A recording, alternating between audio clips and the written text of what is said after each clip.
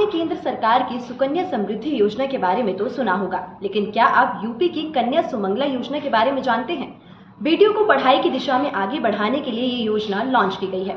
योगी सरकार का मानना है कि इस योजना से एक पंथ दो काज पूरे हो रहे हैं। एक तो बेटियों की आगे की पढ़ाई का रास्ता खुल रहा है, वहीं उन्हें बाल विवाह और कन्या भ्रूण हत्या से बचाने में मदद मिल रही है। तो इस रिपोर्ट में मैं आपको यूपी की इस योजना के बारे में बताऊंगी। सरकार की इस योजना के मुताबिक कुल 6 कैटेगरीज बनाई गई है, जिनमें बेटियों की पढ़ाई और उन्हें आगे बढ़ाने के लिए एश मुक्त पैसा उनके खाते में जमा करवा दिया जाता है। पहली कैटेगरी में वो नवजात लड़कियां शामिल की गई हैं जिनका जन्म 1 अप्रैल 2019 के बाद हुआ हो। ऐसी बच्चियों के खाते में 2000 रुपए एश मुक्त धनराशि जमा करवा दी जाएगी। दूसरी कैटेगरी में वो बच्चियां शामिल की गई हैं जिनका जन्म 1 अप्रैल 2018 के बाद हुआ हो और जिन्हें सारे टीके लग चुके हों। उन बच्चियों को 1000 रुपए की एश मुक्त धनराशि का लाभ दिया जाएगा। तीसरी कैटेगरी में उन बच्चियों को रखा गया है जिन्होंने करंट एकेडमिक सेशन में किसी स्कूल में फर्स्ट क्लास में एडमिशन लिया है। उन छात्राओं को 2000 रुपए की एश मुक्त धनराशि से लाभान्वित किया जाएगा।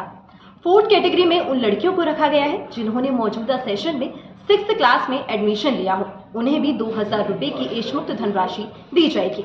वहीं 5th कैटेगरी में वो बच्चियां आएंगी जिन्होंने इस सेशन में 9वीं क्लास में एडमिशन लिया है, उन्हें 3000 रुपए की धनराशि दी जाएगी।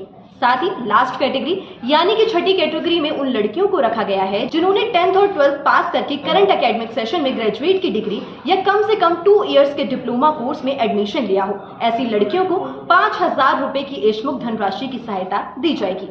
योगी सरकार ने मुख्यमंत्री कन्या सुमंगला योजना का फायदा लेने के लिए कुछ जरूरी शर्तें भी रखी हैं, जिसके तहत एप्लीकेंट्स यूपी का रहने वाला होना चाहिए, उसके पास यूपी का परमानेंट रेजिडेंस सर्टिफिकेट होना चाहिए।